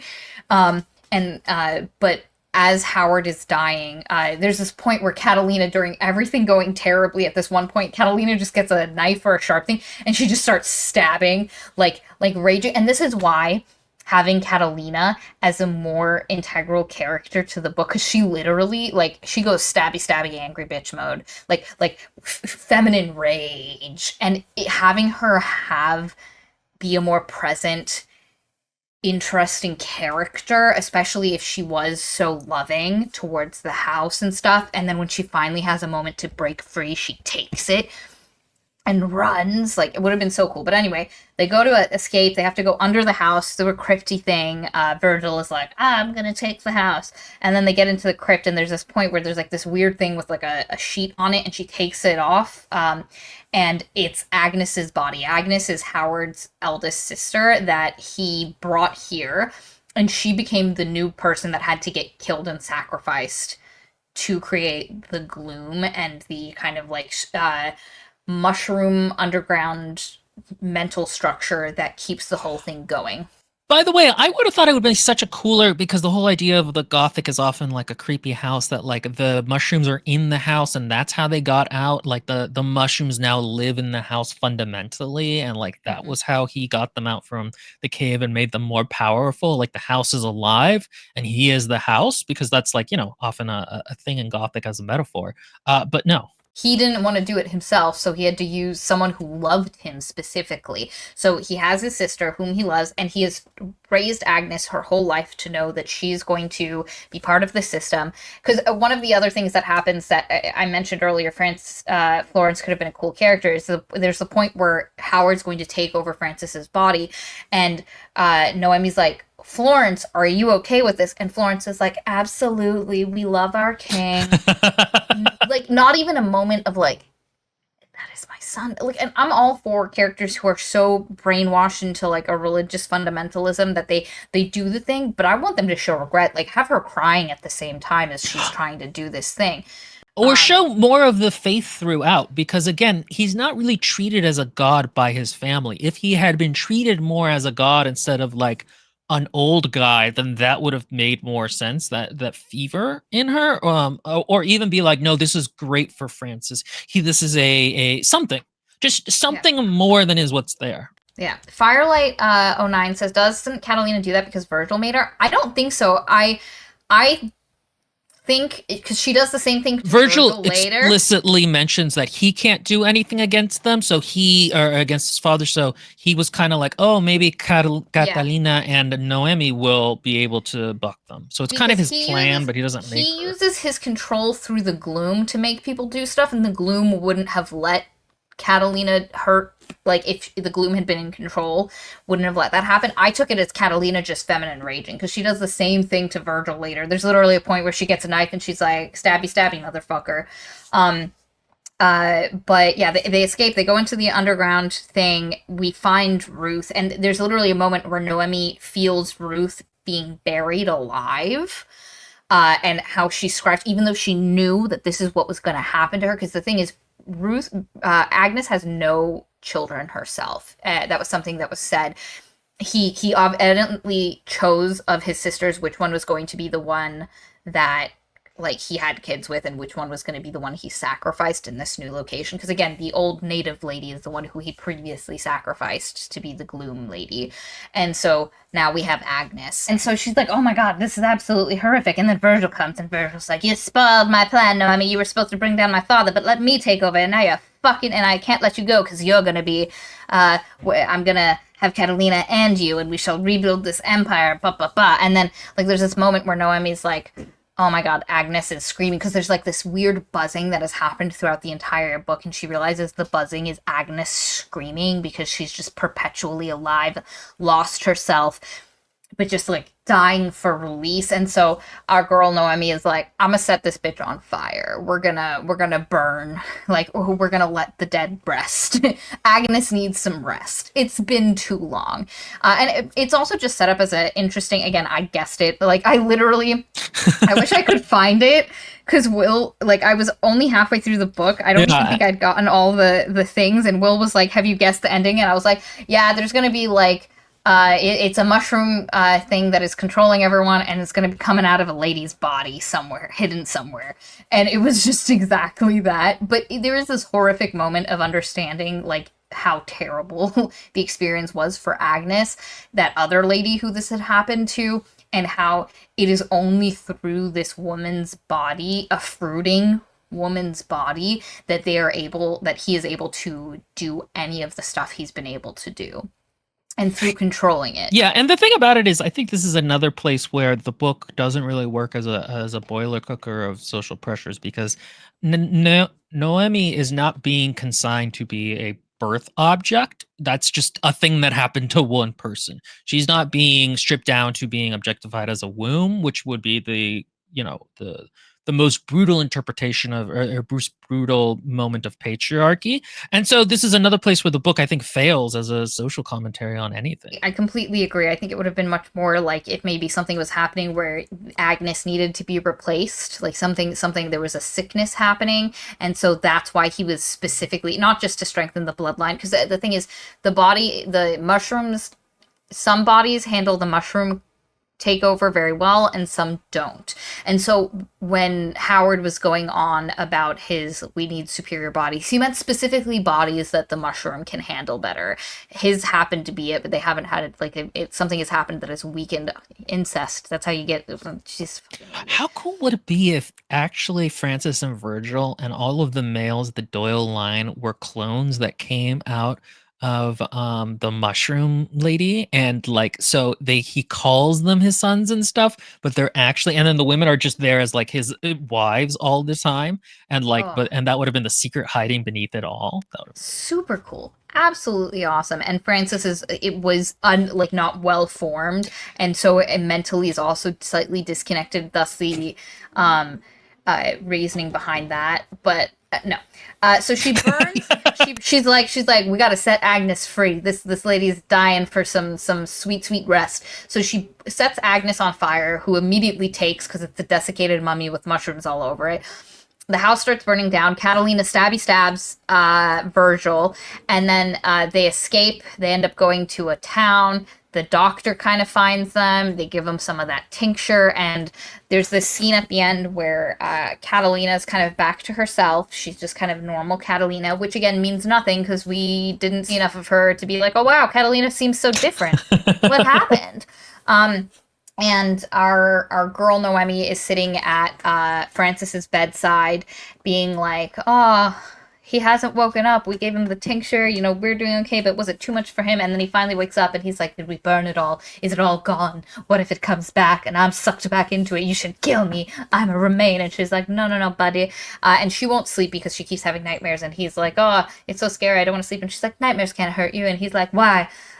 He's like, then why aren't you sleeping? And then they get into bed and they sleep together. And when they're in each other's arms, they're able to sleep and go to sleep. And that's how the book ends. And it was just a weirdly anticlimactic book, because I like this kind of thing where it ends on a creepy note, where it's like maybe he says something that's slightly off color, and you're like, yeah, and it's kind of like, is the mushroom gone? Is it all the way out of them? Will it come back? And yeah, that was like the part of the book that I felt like was most atmospheric and kind of interesting. The book as a whole, it's just not a Gothic. It just really isn't. The author doesn't have the chops to make it work. They're too mediocre as a writer. Yeah. I've heard other of her books can be good. Velvet Was the Night, I've heard, is good, at least in setting. The Gods of Blood and Jade, I also heard, actually is pretty good. Doctor of Dr. Moreau, I heard, is trash. This is, I think, her first book, so it kind of makes sense. Yeah. But it's not very good, but it's not. But if this is her first book, I would be interested in reading some of her others to see how they are, because there is some potential here. My problem is, and we've talked about this before, horror and trying to write something that's supposed to be creepy is very difficult. And so it's hard to come out of the gate with something like this, because again, you need to really nail that to make it work, because it doesn't work as a romance on its own, but it also doesn't work as a creepy book on its own. Like they're kind of like propping each other up, like just enough to stand. But if you remove one, the other one just falls down. Like it just doesn't. So I would be interested in reading some of the other ones to see if we're taking that element out of it. Is she a bit more successful? It just, like, there were some good things about it. There was a couple of scenes that like hit, and I was like, oh, I see the potential here. I see the vision. I see the vision, but we didn't like carry it through enough. Noemi, I liked because she felt like a character. Again, she has no growth. Which is just because it just sucks. A lot of times we have characters who are just kind of blah and nothing, and I felt like Noemi actually was one. She just had no arc or growth moment or being like, this was the misconception I had the whole time, and now I've been like, It feels like the author came up with the character and then put them in the novel, and so she doesn't quite match and she doesn't grow. I think the problem is that often authors have a story idea for so long that the character becomes static in their mind, and so then when they actually write them, they exist in sort of a platonic ideal of what the author thinks. They don't necessarily think of them as in movement, even though characters are always within movement. I think this goes back to what we said at the beginning, kind of like you were just saying. There's two stories propping them up. We have the Mexican Gothicness of it, and we have the Mexicanness of it and the Gothicness of it. And if the book did either one well, I could forgive the other not being done as well, but it doesn't actually do either well. And it just, like, I didn't think it was as bad. Like I said, Will had sold it to me as like a trash fire, and I didn't think it was that. I enjoyed it more, like the reading experience, more than like, what was the one about the house that we thought it was going to be like creepy, and then she ended up going on All the Murmuring Bones. Yeah, All the Murmuring Bones. I thought this was better than that. At least, it stayed in the one creepy house instead of traveling to a new creepy house. I also found it like more enjoyable to read than like ACOTAR and those books. It is not the worst book we've read. It's relatively unproblematic compared to a lot of the books we've read. It's just real mediocre, which is the greatest insult that I can think of. And I think that's it. That's I think we've done a pretty good job going over it. And again, if you like this book, I'm not here to take it away from you. This is how I felt about it, and I am. Yeah. We've talked about this before. I wanted more. So if you would like us to read another Silvia Moreno-Garcia book, you can nominate it in our book club, because this was a book club. But how did they get into the book club, Maria? You join our Patreon, hecking good time. In our Patreon, we have a lot of rewards. It's not just like, you don't just join it and give us money. You also get stuff that you wouldn't get otherwise, such as being part of our Discord. That's level 1, the basic. You get to be part of our cool Discord. It's an amazing group of people. If you write and you want people to discuss your writing with, we got writers, we got artists, we've got people talking about YouTube videos they've watched recently, movies, politics, whatever you want. Pet photos. Pet photos. You have a cute pet and you want other people to know you have a cute pet, or you want to see cute pets, we got you covered. We also are in there as well, Will and Katie, more so than me at the moment. And then we have a book club tier, where if you were in that, then you get to be part of our bi-monthly live streams that we do as a book club. There's one that's our book club pick, which is our end of month live stream, where at the start of a month, the book club nominates a bunch of books. Will picks 3 of them, and then everybody votes on, of those 3, which one we're going to read. That's how. Trust me, I let democracy happen, because I had not wanted to pick this book the 3 or 4 times it came up, because I knew it was bad, and then eventually I was like, the will of the people, and also this will do well for the algorithm. It would. I hope so. We need a win. It's been a little quiet on the and then the other book is our mid-month, which Will picks, sometimes with input from Katie and I and other people, but most of the time he just picks whatever he wants to do, as he does.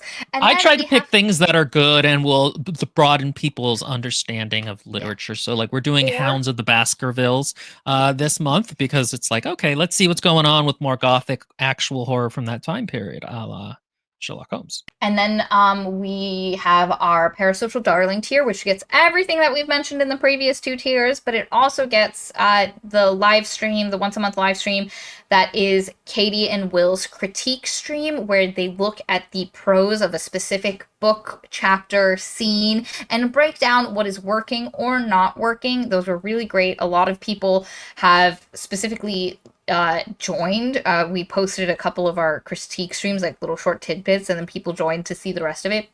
It is super useful, very educational and just fun. The two of them are, as always, very engaging to watch. We also have Katie's KFC, which is her Katie's Fiction Corner, and she does critique streams of people's, so if someone nominates themselves. She likes to refer to it as ye old writing class in college, and it is very much that vibe, you know, like everybody talks about it and stuff. I haven't been there because I'm elitist, but for you proles, it's a nice little feature, I think. Yeah, it's very good. And Will loves you. Don't listen to him. Jesus Christ. Those are the things you get. Support independent journalism. We love you all, our parasocial darlings. Bye!